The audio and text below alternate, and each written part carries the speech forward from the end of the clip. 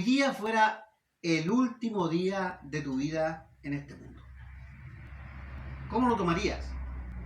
Si alguien viniera y te anunciara que este día tú partirías a la presencia de Dios y partirías de este mundo, ¿estarías contento, feliz, triste, llorarías, te desesperarías? No estoy haciendo no estoy juzgando tu reacción ni nada, simplemente te pregunto qué crees que harías. Tú te conoces mejor que lo que pueda conocerte yo, lo que pueda conocerte el resto. Yo creo que haría algo, pero bueno, llegando el día, ahí es donde se ve si realmente uno reaccionaría así. Pero de todas maneras no está mal, porque ¿sabes qué? Tú y yo no tenemos la vida comprada. O sea, ni siquiera tú y yo podemos saber si mañana estaríamos vivos. Así que la pregunta no es ilógica. ¿Qué pasaría si este fuera el último día de nuestra vida? Ahora, mira, piensa lo siguiente. Si este fuera el último día de nuestra vida, pero a ciencia cierta tú supieras que Dios te concede un tiempo más de vida. Veámoslo de esta manera. Imaginemos que estamos graves, con una enfermedad terminal incluso. Pero por un milagro de Dios, no morimos y el Señor nos extiende por un tiempo más la vida. Quizás unos meses, quizás algunos años, o voy a poner un tope porque tiene que ver con la historia, 15 años más de vida.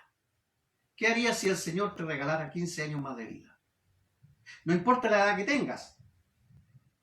Aún teniendo 80 años, podrías morir a los 95 años. ¿Qué harías si tuvieras 15 años más de vida? Aún si tienes 20 años, 15 años, tú podrías morir a los 35, 30 años. ¿Qué harías si tuvieras 15 años más de vida? Es una pregunta hipotética, obviamente, porque nadie sabe del día de mañana, pero quiero demostrarte que los tiempos son de Dios y tú y yo estamos en las manos de Dios. Te guste o no te guste, nosotros estamos en las manos de Dios. Entonces es muy bueno pensar, si viviera yo un poco más, ¿qué haría con eso? Ayer hice una pregunta en Facebook respecto de este tema y me encontré con muy buenas e interesantes respuestas. Gracias por aquellos que respondieron a esa pregunta. Sirve mucho para yo orientarme en el estudio que haremos el día domingo, hoy día, esta mañana y esta tarde, porque estaremos hablando sobre eso. Si viviéramos un poco más, ¿qué haríamos? De hecho, podríamos decir que estamos haciendo ya que gozamos de vida y de salud. Digamos que Dios ya nos concedió esos 15 años, digámoslo así. ¿Qué estamos haciendo ahora? Bien. Le invito a Segunda de Reyes, capítulo 2. Segunda de Reyes, capítulo 2, versículo del 1 al 11. Y quiero contar la historia de un buen rey, el gran rey Ezequías. Este rey recibió la visita de Isaías para declararle algo. Pero ¿sabe qué? Lamentablemente, este rey no aprovechó de mejor forma el tiempo añadido por Dios. Segunda de Reyes, capítulo 20. ¿Está bien o no? ¿Había dicho otro capítulo? Ya, pero es el capítulo 20 y yo, como que digo una cosa, digo otra. Sigo siendo el pastor de siempre, ¿eh? Ese que se corrige en el camino. Muy bien. Es rico estudiar la escritura en distintas partes. En el Antiguo Testamento tenemos un tesoro, bueno, la Biblia es un tesoro, pero muchas veces uno como que se inclina al Nuevo Testamento. Bueno, en el Antiguo Testamento hay un tesoro, hermano, de historias que nos sirven para aplicar a nuestra vida también, porque la palabra de Dios es viva y eficaz como decíamos, y más cortante que toda espada de doble filo. Bueno, el Salmo 19 dice que la ley de Jehová es perfecta. Vamos a leer la historia del 1 al 11. Ponga atención a la historia del buen rey Ezequías. Un muy buen rey, voy a explicar luego eso. Leamos el texto. Dice, en aquellos días Ezequías cayó enfermo de muerte, y vino a él el profeta Isaías, hijo de Amós, y le dijo, Jehová dice así, ordena tu casa, porque morirás y no vivirás. Entonces él volvió su rostro a la pared y oró a Jehová y dijo, ponga atención en la oración que él hace. Te ruego, Jehová, te ruego que hagas memoria de que he andado delante de ti en verdad y con íntegro corazón, y que he hecho las cosas que te agradan. Y lloró Ezequías con gran lloro. Y antes que Isaías saliese hasta la mitad del patio, vino palabra de Jehová a Isaías diciendo, vuelve y di a Ezequías, príncipe de mi pueblo. Así dice Jehová, el Dios de David, tu padre. Yo he oído tu oración y he visto tus lágrimas. He aquí que yo te sano. Al tercer día subirás a la casa de Jehová. Y añadiré a tus días 15 años, y te libraré a ti y a esta ciudad de mano del rey de Asiria, y ampararé esta ciudad por amor a mí mismo, y por amor a David mi siervo. Y dijo Isaías, tomad masa de higos, y tomándola, la pusieron sobre la llaga, y sanó. Y Ezequías había dicho a Isaías, ¿qué señal tendré de que Jehová me sanará, y que subiré a la casa de Jehová al tercer día? O sea, dudó de lo que decía Isaías. Respondió Isaías, esta señal tendrás de Jehová, de que hará Jehová esto que ha dicho. ¿Avanzará la sombra 10 grados o retrocederá 10 grados? Y Ezequías respondió, fácil cosa es que la sombra decline 10 grados, pero no que la sombra vuelva atrás 10 grados. Entonces el profeta Isaías clamó a Jehová, e hizo volver la sombra por los grados que había descendido el reloj de acá 10 grados atrás. Que Dios bendiga su palabra, Dios bendiga el mensaje.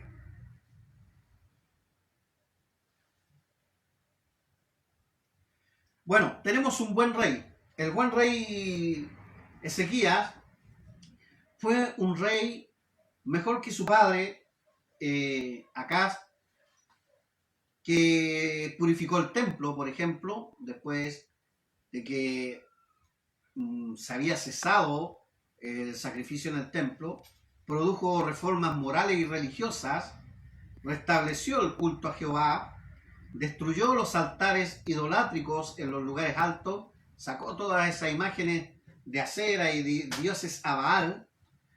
Él resistió a los asirios, un imperio tremendo, y siempre resistió a los asirios, logró mantener la independencia de Judá sin hacer alianza con Egipto ni con Babilonia en contra de los asirios. Era como súper tentador unirse en alianza con dos naciones súper idolátricas como eran los egipcios y los babilonios, pero él se mantuvo fiel a las decisiones de Dios, porque Dios le decía que no hiciera alianza, sino que él lo preservaría de la mano del enemigo que eran los asirios.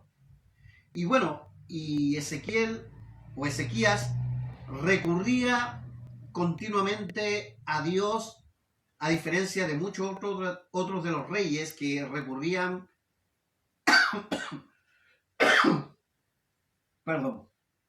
que recurrían a dioses ajenos.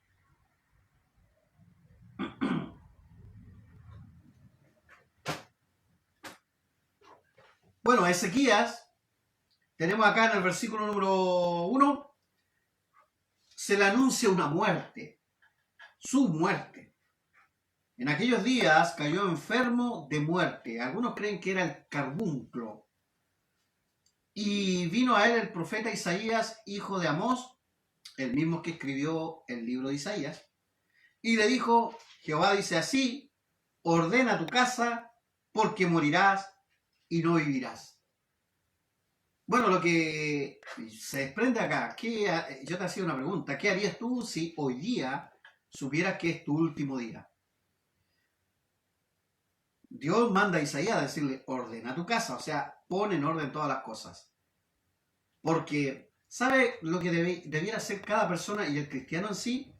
Poner en orden todas las cosas, porque tal vez nosotros muramos, pero la vida para los nuestros, nuestra esposa, nuestros hijos, sigue todavía.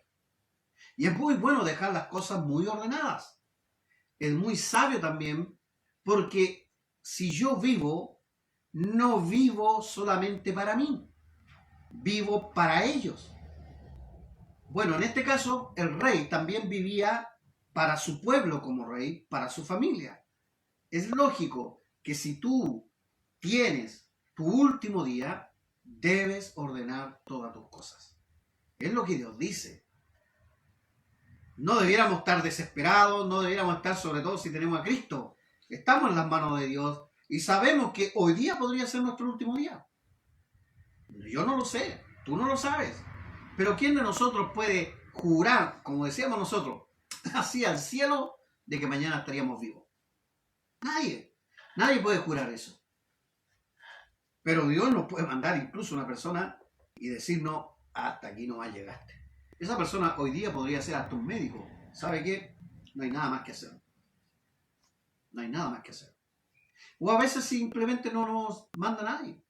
Salimos simplemente a comprar aquí donde el vecino y un auto se desboca por alguna razón, por alguna irresponsabilidad quizás, como han muerto muchas personas accidentalmente.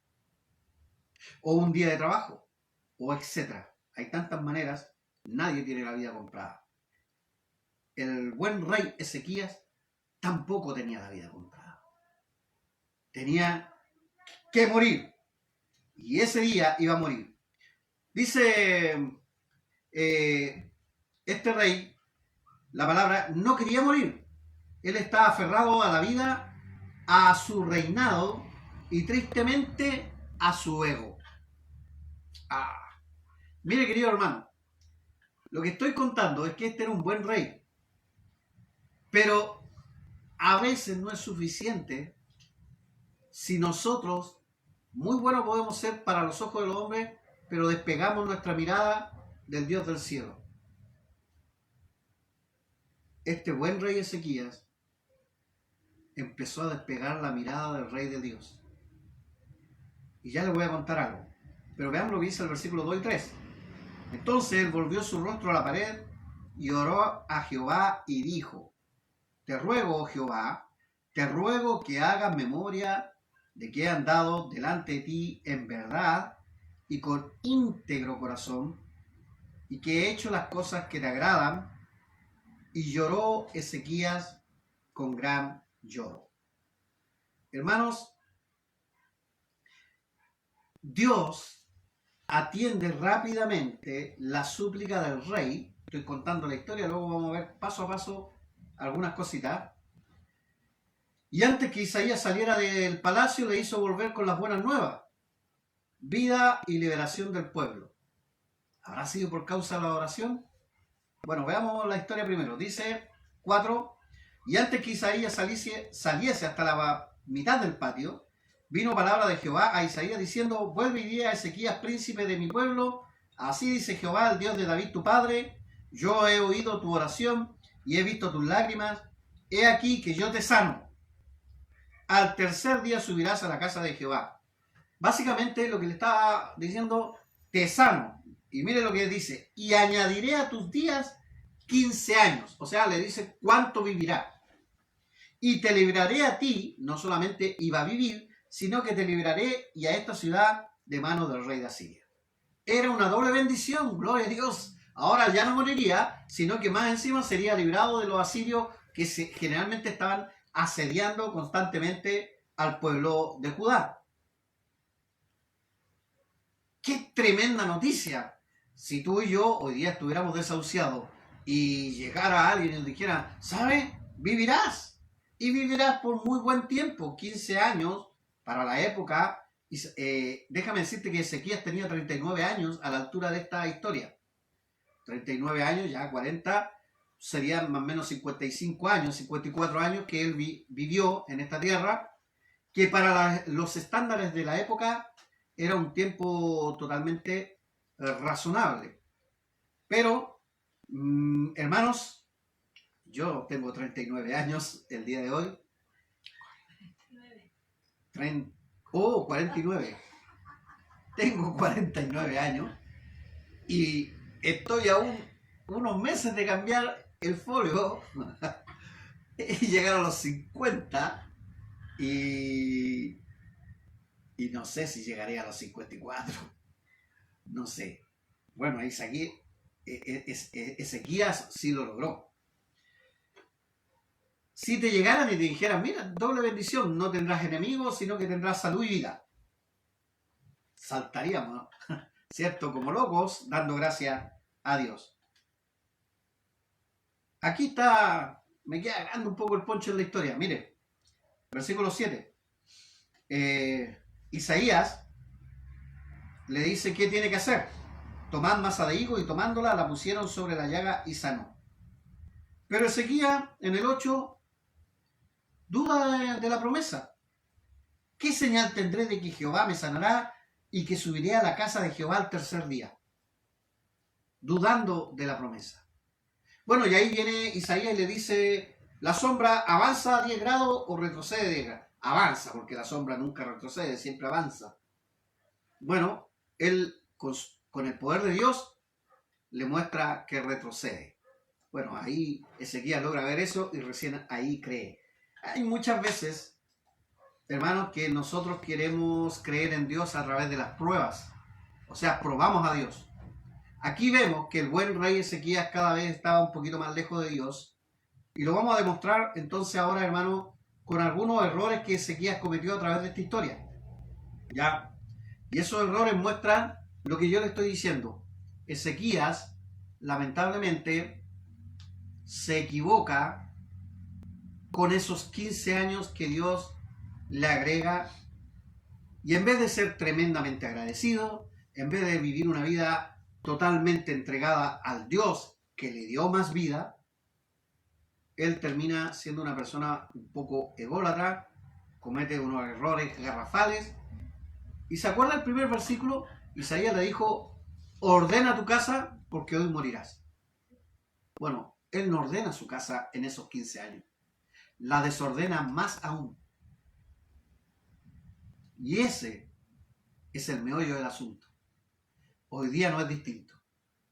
Hoy día muchos de nosotros vivimos como si tuviéramos 15 años más de vida. Y en vez de ordenar nuestras cosas con Dios y en esta vida, la están desordenando más. ¿Entienden?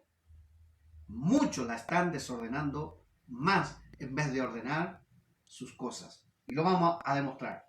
Primer error de el rey Ezequías. Un paréntesis, yo dije 39 años, pero me veo como de 39, ¿cierto? Ya, nadie. Ese es un error mío. Creer que me veo de 39. Ya, vamos al primer error de Ezequías. El primer error se encuentra ahí en su oración. ¿Se acuerda que yo le dije, ponga atención? Bueno, la Biblia es la palabra de Dios y es maravillosa porque nos muestra los contrastes. Aquí le voy a explicar por qué hay un error en su oración. Primero, en esta oración, cuando le comentan que va a morir, él vuelve su rostro como un niño amurrado por la decisión de Dios. Y en la oración, él clama por las obras que hace en nombre de Dios. Acuérdate, dice claramente, que haga memoria de que han dado delante de ti en verdad y con íntegro corazón y que he hecho las cosas que te agradan. ¿Sabe? No hay problema con eso. Es verdad. Había muchas cosas buenas. Por eso yo decía el buen rey Ezequías. Pero si tú comparas esa oración con la oración que hace en el capítulo que está anterior, en el 19, en contra de o pidiendo ayuda a Dios por el asedio asirio, vas a ver una oración totalmente distinta, una actitud totalmente distinta, de total dependencia de Dios, no de sus obras. no de su recto corazón, supuestamente. La Biblia dice que todos somos pecadores. La Biblia enseña que no hay ninguna persona que sea recta de corazón. El problema es que aquí Ezequías empezó en algún punto de la vida a creer que tenía un corazón recto.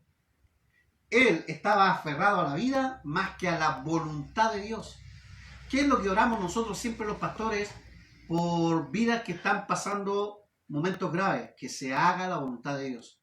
¿Sabe por qué? Yo no puedo declarar, decretar o decir que esta persona vivirá o no vivirá si Dios no lo quiere así. Yo no puedo torcerle la mano a Dios. Algunos dicen, sí, pero es que en la Biblia está escrito que todo lo que uno pidiere le será hecho. Si dos personas se unen en torno a su nombre y pidieran, todo les será hecho. Bueno, el contexto de esa historia, por ejemplo, ya que la mencioné, se refiere a la comunión de dos hermanos que se restablece. Y todo lo que pidieren para esa comunión, Dios lo va a restablecer.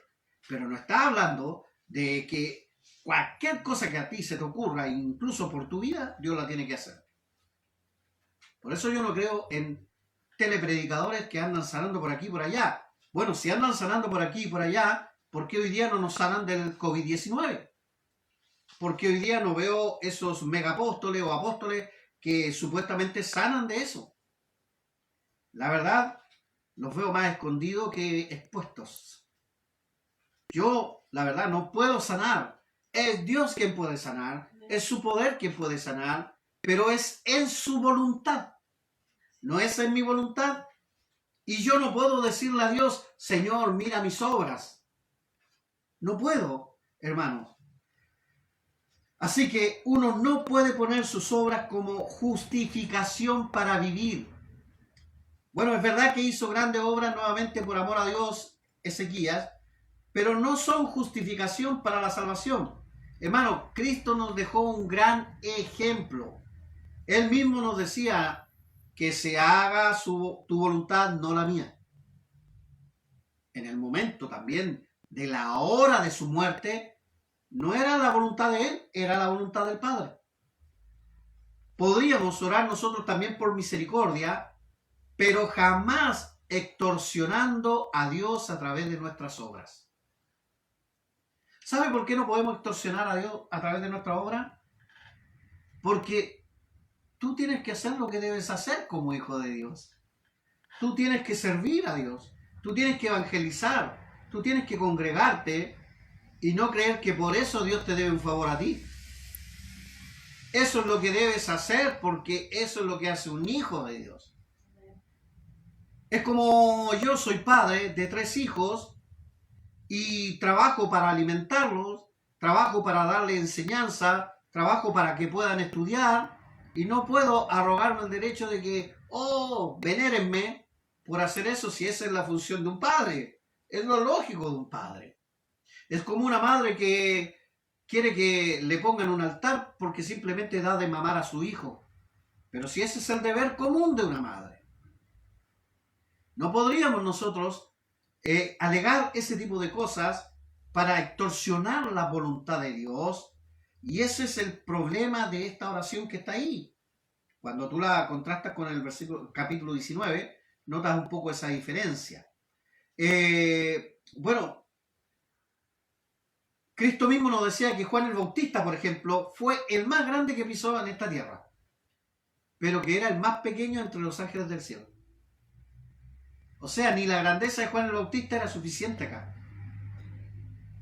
Y el mismo profeta Isaías, el mismo profeta que le hablaba a Ezequías, dice la palabra en Isaías 64:6, todas nuestras justicias son como trapos de inmundicia.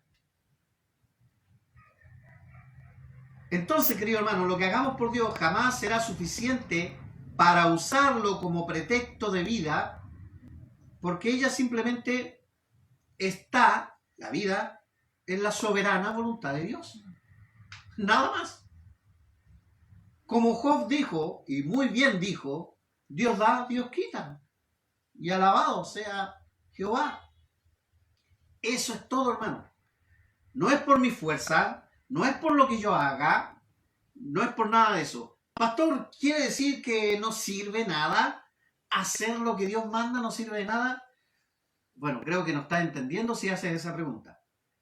Sirve mucho hacer la voluntad de Dios. Sirve mucho para tu vida, para mi vida, para quienes nos rodean. Pero jamás para comprar la voluntad y las decisiones de nuestro Padre. Ninguna obra que hagamos en este mundo es para torcerle la voluntad a Dios. Ninguna cosa buena que hagamos es para que nosotros se la enrostremos a Dios el día que nos toca partir de este mundo. Si hoy día me toca partir de este mundo, gloria sea dada a Dios. Lo único que le voy a decir, gracias Señor por tenerte en mi corazón. Gracias porque un día te recibí como mi Señor y Salvador personal.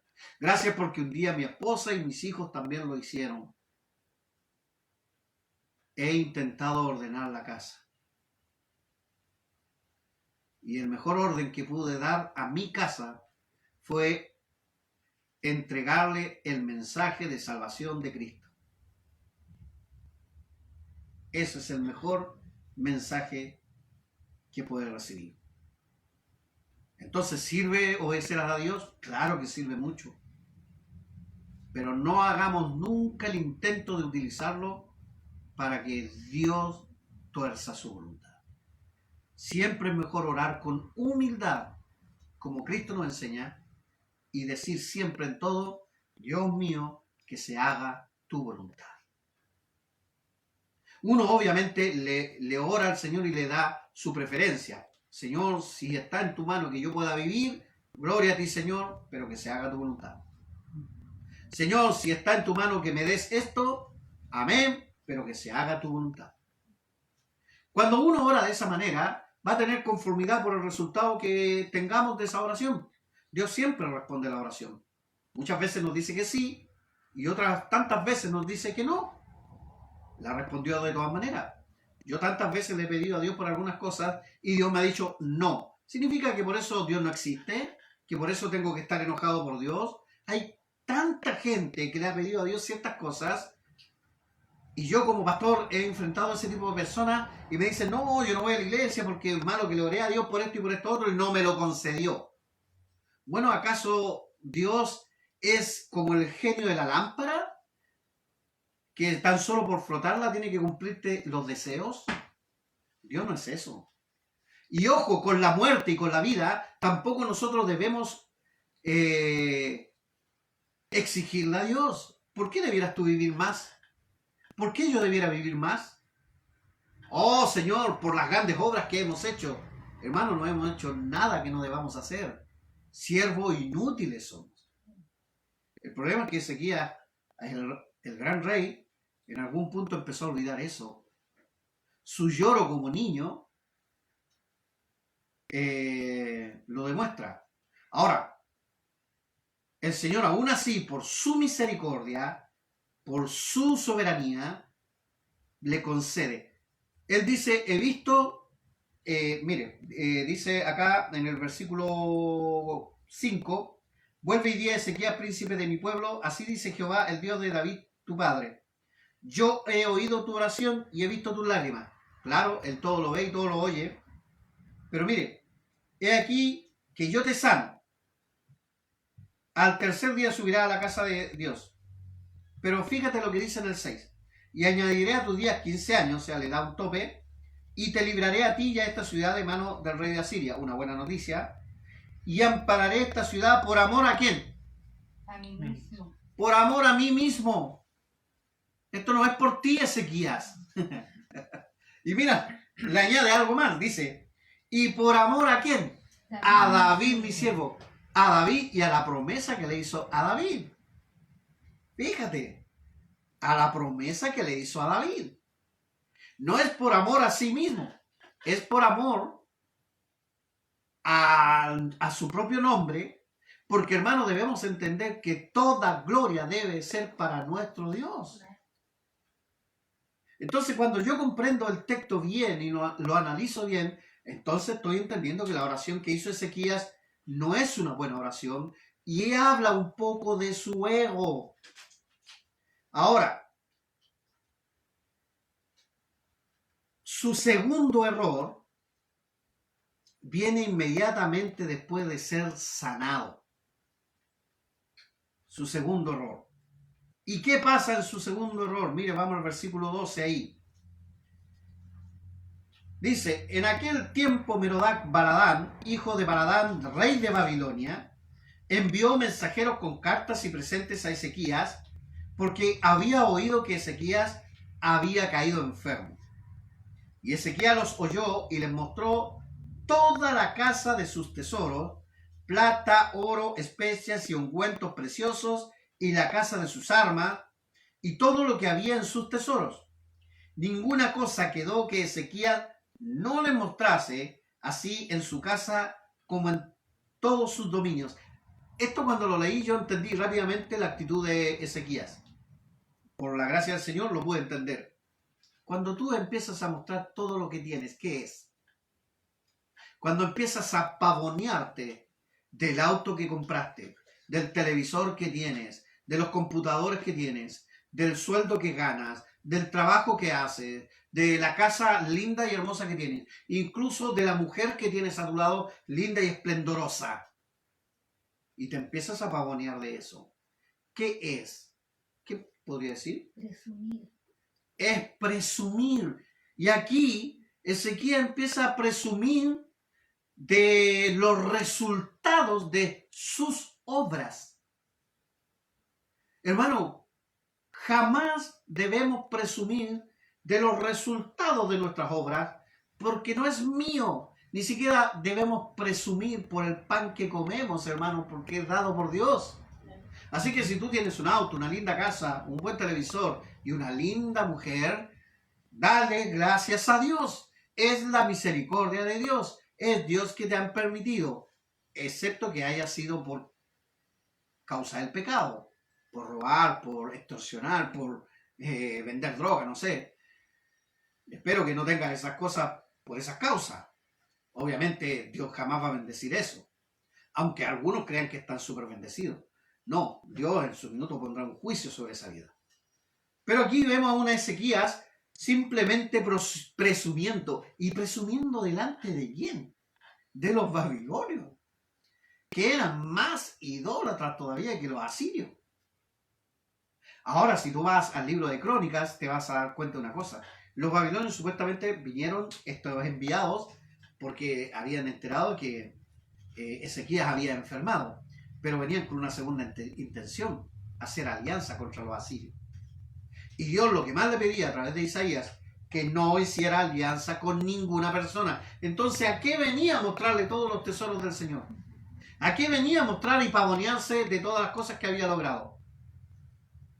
No era más que el ego propio en su persona. La oración, que es el primer error, y ahora la actitud, ya mejorado, empieza a mostrar que Ezequías comete 3 grandes errores. Yo le he mostrado el primero, la oración, le estoy mostrando el segundo, y voy a dejar el tercero para esta tarde. ¿Ya? Terminemos esta historia del segundo error. Dice, 14. Entonces el profeta Isaías vino al rey Ezequías y le dijo, ¿qué dijeron aquellos varones y de dónde vinieron a ti? Y Ezequías le respondió, de lejanas tierras han venido, de Babilonia. Eso también muestra una respuesta de pavoneándose, así que se me vinieron a ver de súper lejos, así de importante soy. Se deja ver entre líneas eso. Y él le volvió a decir, ¿qué vieron en tu casa? Y Ezequías respondió, vieron todo lo que había en mi casa, nada quedó en mis tesoros, que no les mostré. Tesoros muchas veces que no eran eran de la casa de Jehová, y esos tesoros los dejó David, Salomón. Entonces Isaías dijo a Ezequías, oye palabra de Jehová. He aquí vienen días en que todo lo que está en tu casa y todo lo que tus padres han atesorado hasta hoy será llevado a Babilonia sin quedar nada, dijo Jehová. Oh, qué tremendo. Se pavoneó tanto, no iba a quedar nada. Mira, y de tus hijos que saldrán de ti, que habrás engendrado, tomarán y serán eunucos, qué terrible, en el palacio del rey de Babilonia. Entonces Ezequías dijo a Isaías, La palabra de Jehová que has hablado es buena. Fíjese en este último versículo, y aquí ya está la cúlmine del ego de Ezequías. La palabra de Jehová que has hablado es buena. Después dijo, habrá al menos paz y seguridad. ¿Dónde? ¿No le dijo el Señor, ordena tu casa? ¿No le dio 15 años más para que más tiempo tuviera para ordenar su casa? Claro, él quería paz en sus días. Pero ¿qué iba a pasar después que muriera? Iba a haber un desastre de vida. Un desastre al punto que se iba a perder todo, que se iba a perder lo del templo, que se iba a perder la nación, y peor aún que sus hijos iban a ser todos secuestrados por una nación idolátrica. Voy terminando, hermanos.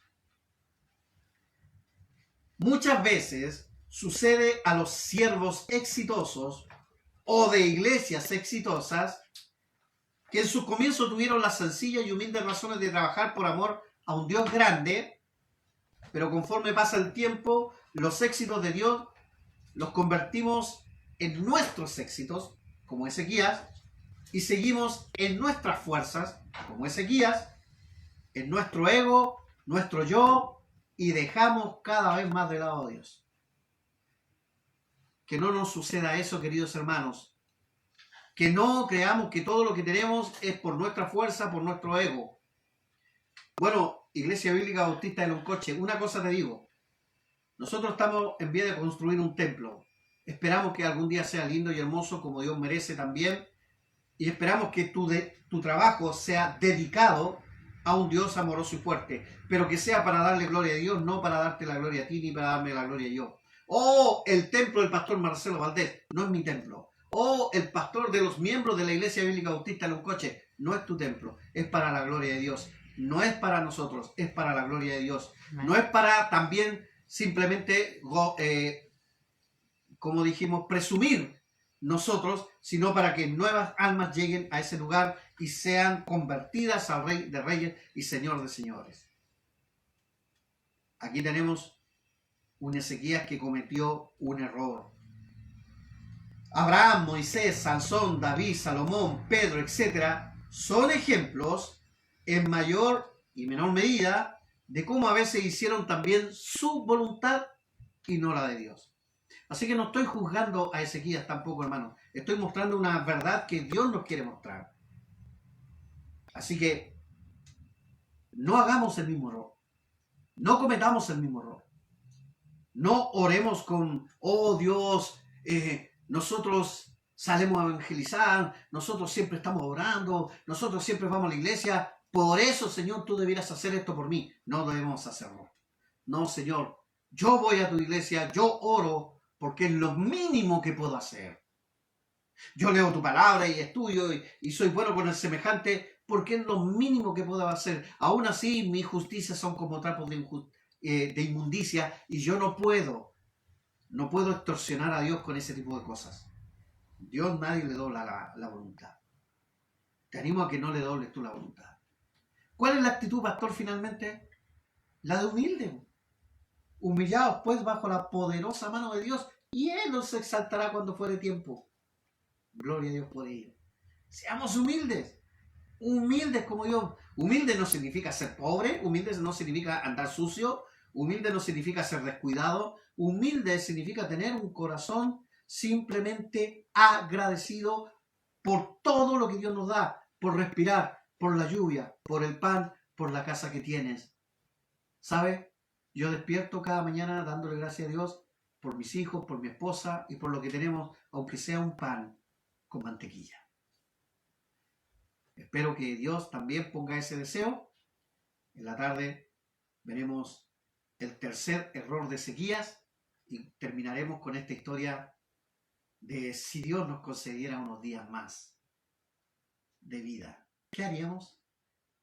Espero que sea alabar el nombre